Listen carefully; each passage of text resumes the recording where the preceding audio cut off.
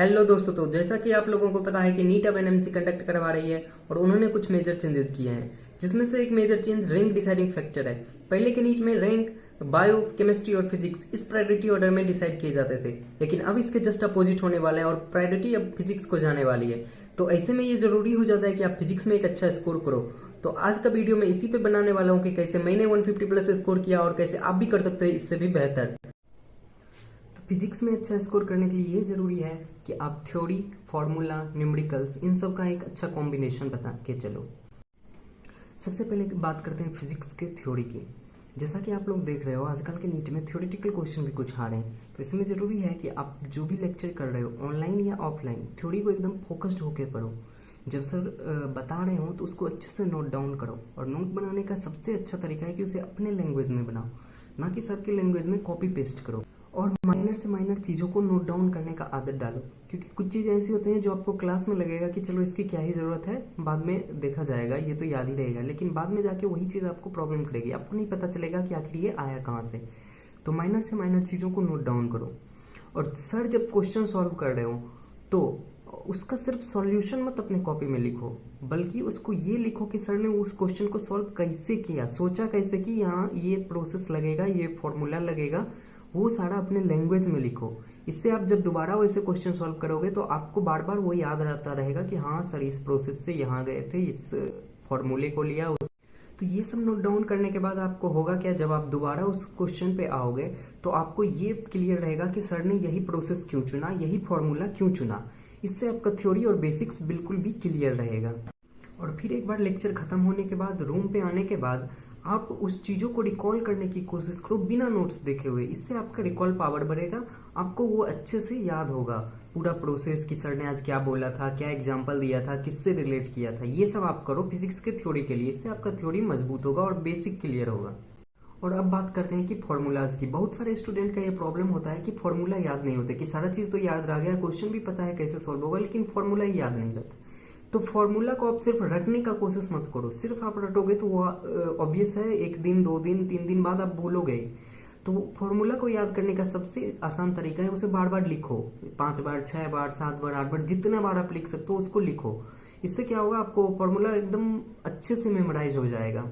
और कुछ important formula या कुछ फॉर्मूला जो आप बार बार भूलते हो उसे आप लिख के अपने आसपास के दीवार पे चिपका सकते हो, या स्टडी टेबल के सामने जहाँ पे आप बार बार बैठते हो।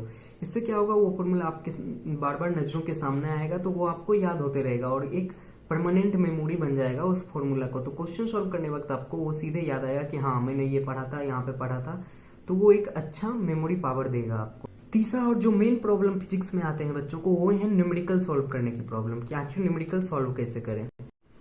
और आप लोग भी जानते हो कि अगर फिजिक्स में मार्क्स अच्छे करने हैं तो न्यूमेरिकल सॉल्व करने की प्रैक्टिस एकदम अच्छी होनी चाहिए। न्यूमेरिकल सॉल्व करने के लिए कभी भी चैप्टर एंड होने का वेट मत करो। जैसे कि आज के लेक्चर में जो भी टॉपिक हुआ, आपको सबसे पहले तो उस लेक्चर में सर ने जो न्यूमेरिकल्स करवाए वो करने हैं। उसके बाद उस टॉपिक से रिलेटेड आपके मॉड्यूल में या जो डीपीपी मिला है आपको, उससे खोज के सारे न्यूमेरिकल्स उसी दिन करने हैं, जिस दिन लेक्चर हुए उसी दिन करने हैं।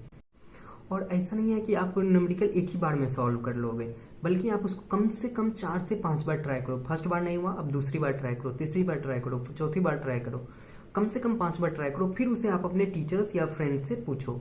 और न्यूमेरिकल सॉल्व करने के लिए जरूरी है कि आप उसके लैंग्वेज जो होते हैं उनके एकदम अच्छे से पढ़ो, एक एक वर्ड, एक एक लाइन अच्छे से पढ़ो। इससे आपको समझ आएगा कि आखिर क्वेश्चन में दिया क्या हुआ और हमसे पूछ क्या रहा है। और जो भी आपको लगे इंपॉर्टेंट पॉइंट है उसको अंडरलाइन करो, या अपने रफ कॉपी पे लिखो कि हाँ ये पॉइंट दिया हुआ, ये पॉइंट दिया हुआ और हमसे पूछ ये रहा है।